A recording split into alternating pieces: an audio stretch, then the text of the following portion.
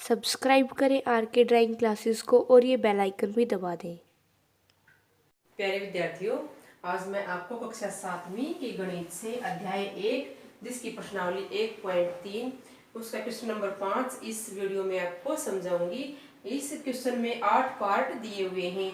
मैंने अभी यहाँ पर 2 पार्ट ही लिखे हैं, ए और बी। तो इसमें क्या करना है देखते हैं।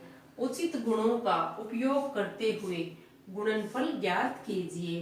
तो हमें जो ये पार्ट्स दिए हुए हैं इनमें गुणनफल ज्ञात करना है, यानी कि गुणा करनी है। लेकिन गुणा सीधी सीधी नहीं करनी है, हमें इसमें उचित गुणों का प्रयोग करना है। यानी कि इन सवालों में जो जिस तरह से हमें ये रकम दी गई है उसके हिसाब से उचित गुणों का प्रयोग हमें करना है। तो सबसे पहले पढ़ते हैं पार्ट ए की रकम। 26 गुणा -48 ब्रैकेट में प्लस -48 गुणा -36। तो हमें यहाँ पर 26 गुणा -48 प्लस -48 गुणा -36 दिया हुआ है। तो हम यहाँ देख रहे हैं कि -48 ये यहाँ से लेकर यहाँ तक एक टर्म बन रही है, फिर प्लस का निशान है, फिर ये दोनों आपस में गुणा हैं, यहाँ से लेकर यहाँ तक दूसरी टर्म बनी हुई है। तो हमने यहाँ पर देख रहे हैं कि -48 इधर भी है प्लस से और -48 इधर भी है। तो जो संख्या 2 बार है उसको हम ए मान लेते हैं, यानी कि हमें ए, बी और सी 3 संख्याएं इसमें अपूर्णांक दिए हुए हैं। और ये किस तरह दिया हुआ है, ए गुणा में बी। इनको हम आगे पीछे लिख सकते हैं। -48 को 26 की जगह पर इस तरह से ए गुणा में बी प्लस में ए गुणा सी, यानी कि ए को हमने माना है -48 हमने ए माना है क्योंकि ये 2 बार दिया गया है। तो इसके साथ एक दूसरी संख्या गुणा है, जैसे कि इसको बी मान लेते हैं 26 को, फिर -36 को हम सी मान लेते हैं। तो हमने फिर से -48 के साथ -36 गुणा में है तो ए गुणा में सी हो जाता है। हम इसको इस तरह से लिख सकते हैं कि हम यहाँ पर ए गुणा बी में से ए कॉमन ले लेंगे और यहाँ पर बच जाएगा बी, और ये ए गुणा बी प्लस ए गुणा सी में से ए कॉमन ले लेते हैं और यहाँ पर बच जाएगा इसके अंदर बी प्लस इसके अंदर बच जाएगा सी, क्योंकि ए बाहर ले लिया गया है। तो ये हमें इस तरह से दिया हुआ है बच्चों, ए गुणा बी प्लस ए गुणा सी। ए गुणा बी आगे पीछे इनको लिख सकते हैं, ए गुणा बी प्लस ए गुणा सी। तो हम इसको ए इंटू बी जमा सी के रूप में लिख सकते हैं और इसको बोलते हैं वितरण गुण। वितरण गुण बोलते हैं इसको, वितरण गुण यानी गुणन का वितरण गुण। तो हम अब इनको ब्रैकेट लगा लेते हैं इस तरह से, 26 गुणा -48 यहाँ से यहाँ तक एक ब्रैकेट में रख लेते हैं, प्लस और ए गुणा सी है इसको अलग ब्रैकेट में रख देंगे, -48 गुणा में -36। तो यहाँ पर हम वितरण गुण की सहायता से इसको गुणा करेंगे। तो इनमें से एक कॉमन ले लेंगे जो 2 बार है संख्या, उसको जैसे -48 2 बार है, यहाँ पर भी है और यहाँ पर भी है, कॉमन ले लिया। यहाँ अंदर बचेगा 26 गुणा में 1, -48 की जगह क्या बचेगा, 1 बचेगा क्योंकि -48 एकम -48 होता है। और फिर प्लस में यहाँ पर -48 की जगह बचेगा 1 गुणा में -36 जो करते हैं। अब क्या करेंगे, अब जो ब्रैकेट में है बचा हुआ है उसको सोल्व करते हैं। -48 और 26 एकम 26 आ जाएगा यहाँ से प्लस का, और प्लस का निशान यहाँ पर क्या आएगा, 36 एकम 36 और माइनस का निशान आ जाएगा। और अब -48 इंटू 26 प्लस और -36 है, ये दोनों अंदर हैं। 26 में जोड़ देंगे हम -36 को, तो -36 बड़ा है, यहाँ से हमें मिल जाएगा -10, क्योंकि 36 में से 26 घटा देंगे, 36 बड़ा है और निशान माइनस का आएगा क्योंकि 36 के साथ माइनस का निशान है। अब -48 और इसको -10 को हम गुणा कर देंगे, यहाँ इनके बीच में कोई निशान नहीं है यानी कि गुणा का निशान है, गुणा में -10 और फिर 48 एकम 48 और 0 1 है, 0 हम गिन के लगाते हैं गुणा में, और माइनस गुणा माइनस ये प्लस हो जाएगा, यहाँ पर लगाने की जरूरत नहीं है क्योंकि प्लस का निशान हम नहीं लगाते हैं, अगर निशान नहीं होता है उसको प्लस का ही माना जाता है। तो अब हम करेंगे पार्ट बी।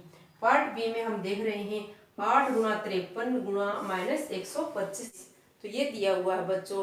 यहाँ पर हम देख रहे हैं कि कोई भी संख्या रिपीट नहीं है, यानी कि A गुणा B गुणा C, 3 संख्याएं हमें मिली हुई हैं। तो हम यहाँ पर ऐसा इस तरह से जोड़ा बनाएंगे, इनका समूह बनाएंगे कि गुणा करनी आसान हो जाए। इकाई दहाई की जगह पर हमें सैकड़ा की जगह पर ज्यादा से ज्यादा 0 मिले। तो 8 3 24, इससे तो नहीं मिलेगी। 8 5 40, हम इसको और इसको इकट्ठा गुणा कर लेते हैं पहले। यहाँ से हमें इकाई दहाई सैकड़ा की जगह पर 0 वाली संख्या मिल जाएगी, फिर इसको गुणा करना आसान हो जाएगा। तो हमने यहाँ पर क्या किया है, हमने यहाँ पर कौन सा गुण लगाया है, क्रम विनिमयता का गुण लगाया है बच्चों। क्रम विनिमयता क्या होता है ये, इसका अर्थ ये होता है कि हमने इनकी जगह बदल दी है। क्रम विनिमयता गुण, क्रम क्रम का मतलब होता है जगह, और विनिमय का अर्थ होता है परिवर्तन या बदलना। यानी कि हमने सिर्फ 125 -125 की जगह बदली है, इसको बीच में लिखा है, इसको आगे लिख दिया है।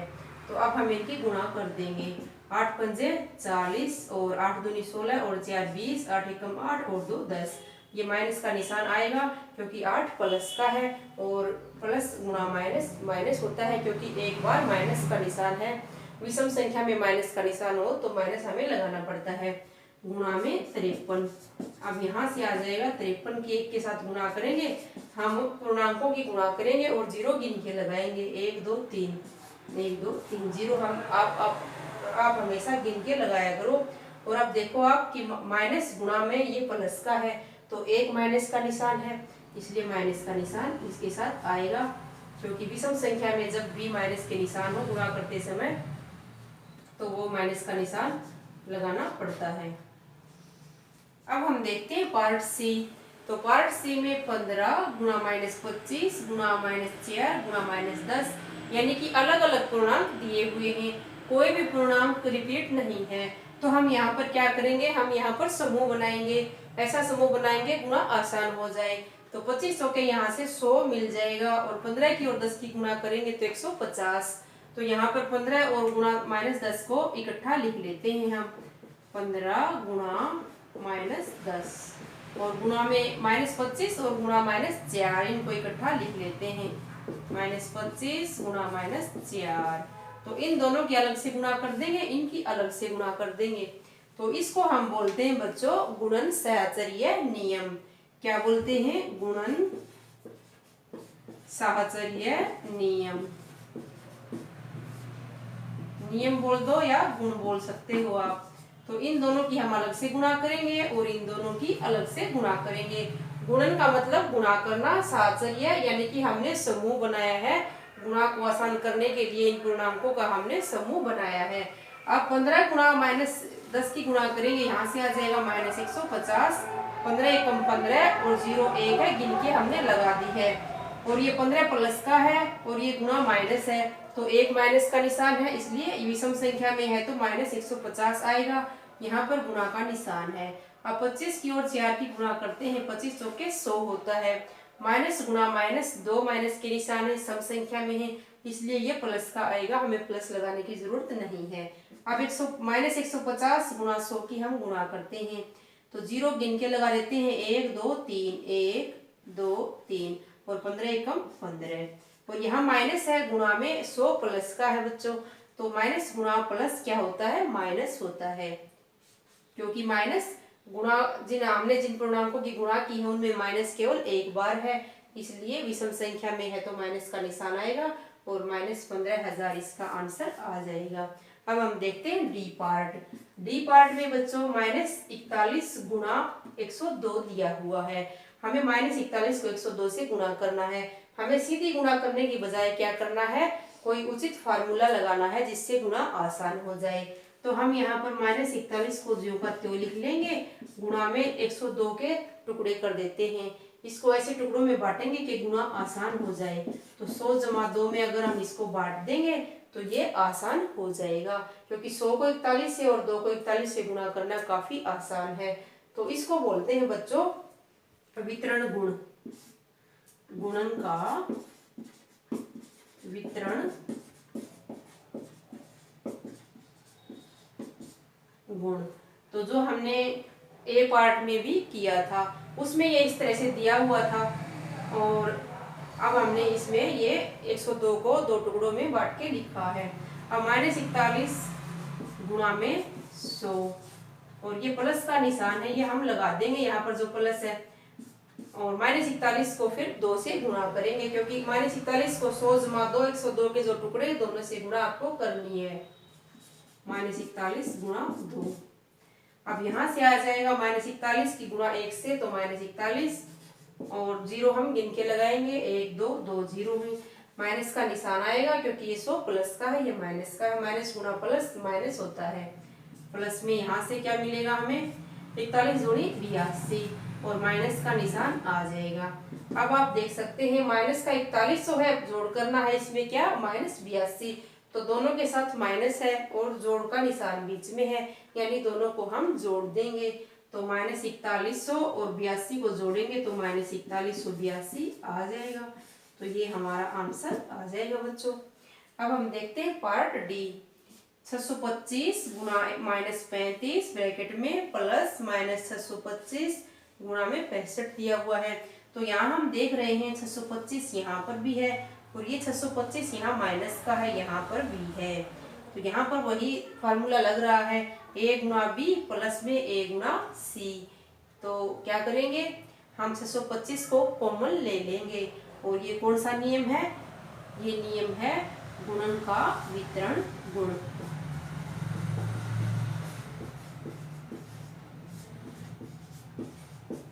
और 625 को हम यहाँ से कॉमन ले लेंगे, अंदर क्या बचेगा, गुणा में -35 है, तो 625 एकम 625 एक बच जाएगा इसकी जगह पे, गुणा में -35 बच जाएगा, प्लस में माइनस का 625 है बच्चों, ये 625 प्लस का है, तो हम 625 को इससे भाग देंगे तो क्या आएगा, माइनस का 1 आएगा, गुणा में 65। तो 625 इंटू 1 की और -35 की गुणा करेंगे, माइनस का 35 आ जाएगा, प्लस में -1 और 65 की गुणा करेंगे तो माइनस का 65 आ जाएगा। अब हम देख सकते हैं यहाँ पर, यहाँ से यहाँ तक एक ब्रैकेट में आप इसको कर लीजिए, और माइनस का 35 है, प्लस करना है हमें -65, माइनस का 35 और माइनस का 65 दोनों एक जैसे चिन्ह हैं और बीच में जोड़ का निशान है, तो दोनों को क्या करेंगे, जोड़ देंगे। तो 625 इंटू क्या आएगा, -35 और -65 को जोड़ेंगे तो 5 और 5 10, 3 और 6 9 और 1 असिल 10 और माइनस का निशान, क्योंकि दोनों माइनस के हैं। तो अब 625 गुणा में, यहाँ पर निशान नहीं है तो गुणा आ जाएगा, गुणा में -100 और 625 की 1 से गुणा करेंगे, 625 ज्यों का त्यों और 2 0 लगा देंगे, और निशान कैसा आएगा, ये प्लस का है क्योंकि इसके साथ निशान नहीं है, और ये माइनस का है, तो प्लस गुणा माइनस क्या होता है, माइनस होता है, क्योंकि माइनस का निशान एक बार है। तो यहाँ से हमें ये उत्तर प्राप्त हो जाएगा, माइनस का 62,500 आंसर आ जाएगा। अब हम देखते हैं ई पार्ट।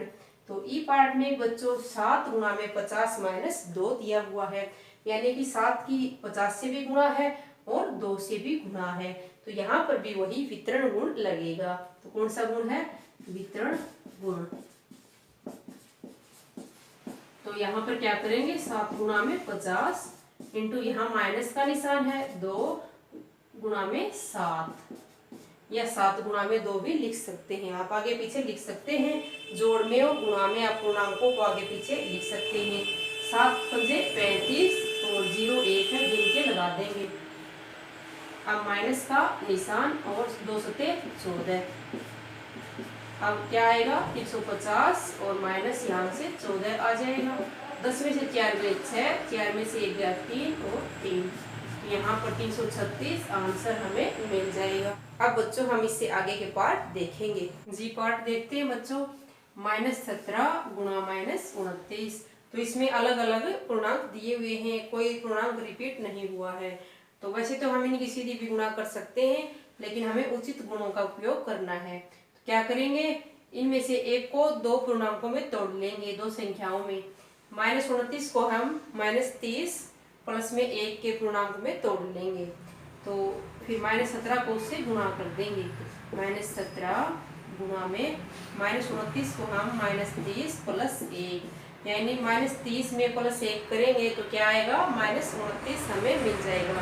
तो हमने इसके 2 टुकड़े कर लिए हैं और अब हम इसको -17 को -30 से गुणा कर देंगे, फिर प्लस का निशान और -17 को 1 से गुणा कर देंगे, तो ये आसान हो जाएगा।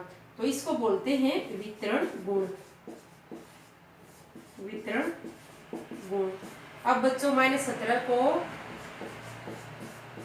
-30 से गुणा करना है और प्लस का निशान है। प्लस का निशान क्यों लगाया था, क्योंकि -30 में +1 करेंगे, प्लस का 1 जोड़ेंगे तभी -29 हमें मिलेगा। प्लस ब्रैकेट में और 1 गुणा में -17। अब 17 तिये 51 होता है और 0 1 है, गिन के लगा देंगे। माइनस गुणा माइनस, 2 माइनस के निशान है, सम संख्या में है तो ये प्लस का हो जाएगा, हमें लगाने की जरूरत नहीं है। प्लस में 1 की और -17 की गुणा करेंगे बच्चों, तो यहाँ से हमें मिल जाएगा -17, क्योंकि 17 एकम 17 और ये प्लस का है। प्लस गुणा माइनस क्या होता है, माइनस होता है। अब 510 प्लस का है और -17 ये माइनस का है 17, तो दोनों को जोड़ना है। तो बड़े में से छोटा क्या करेंगे, घटाएंगे। जब विपरीत चिन्ह वाले पूर्णांक हो तो बड़े में से छोटा आप घटा दीजिए अगर आप प्लस कर रहे हैं। तो 510 में से हम 17 को घटा देंगे, 10 में से 7 गया 3 और फिर यहाँ क्या बचेगा 10, 10 में से 1 गया 9 और यहाँ पर 4 बच जाएगा और 493 आ जाएगा। और ये बच्चों प्लस का आएगा क्योंकि 510 क्या है, प्लस का है। तो ये 493 यहाँ से हमें आंसर मिल जाएगा बच्चों। अब हम एच पार्ट देखते हैं। एच पार्ट में हमें -57 गुणा -19 प्लस का निशान है और 57 दिया हुआ है, इसके प्लस से आगे 57 दिया हुआ है। तो यहाँ से यहाँ तक की एक टर्म मान लीजिए आप और 57 को अलग से एक टर्म मान लीजिए। 57 के साथ 57 गुणा 1 भी हम लिख सकते हैं इस तरह, यानी कि 57 इसमें रिपीट हुआ है। तो अब हम 57 को क्या करेंगे, कॉमन ले लेंगे। 57 को यहाँ से जैसे -57 गुणा में -19, यहाँ से यहाँ तक एक टर्म है और प्लस का 57 है, यहाँ से यहाँ तक इसको अलग कर लेते हैं हम। फिर यहाँ से और यहाँ से हम कॉमन ले लेंगे, 57 प्लस का कॉमन ले लेते हैं हम। तो यहाँ पर 57 प्लस का मैंने कॉमन लिया है तो ये -57 है, तो कितना आएगा, माइनस का 1 आएगा। गुणा में यहाँ पर -19 है, ये आ जाएगा ज्यों का त्यों। प्लस में 57 एकम 57 तो 1 आएगा। यहाँ पर 57 कॉमन ले लिया है और 57 एकम 57 1 यहाँ पर आएगा ब्रैकेट में। अब 57 इंटू ये क्या है, -1 और गुणा में -19 है, 19 एकम 19 और माइनस गुणा माइनस क्या हो जाएगा, प्लस का 19 हो जाएगा। प्लस लगाने की जरूरत नहीं है और प्लस का 1 है। अब 57 इंटू 19 जमा 1 20 और ब्रैकेट खोलेंगे, 57 गुणा में 20 हो जाएगा। क्योंकि बार बार मैंने आपको बताया है कि ब्रैकेट और किसी पूर्णांक के बीच में निशान नहीं हो तब वो क्या होता है, गुणा में होता है। और जब हम कॉमन लेते हैं तो ये बाहर आता है, गुणा में ही होता है। क्योंकि यहाँ भी मैंने बताया कि 57 गुणा 1 यानी कि 1 हमने यहाँ छोड़ा है और 57 बाहर लिया था। तो यहाँ पर क्या निशान होता है, गुणा का निशान होता है। 0 हम गिन के लगाएंगे, 0 1 है और 2 की 57 की गुणा करेंगे, 2 सत्ते 14, 2 पंजे 10 और 1 हासिल 11। तो इस प्रकार 1140 आंसर हमें यहाँ से प्राप्त हो जाएगा। तो इस वीडियो में बच्चों हमने क्वेश्चन नंबर 5 का हल करना सीखा। अगले क्वेश्चन हम नेक्स्ट वीडियो में करेंगे। और अगर आपको सवाल समझ में आए हो तो आप वीडियो को लाइक जरूर करें। थैंक यू बच्चों।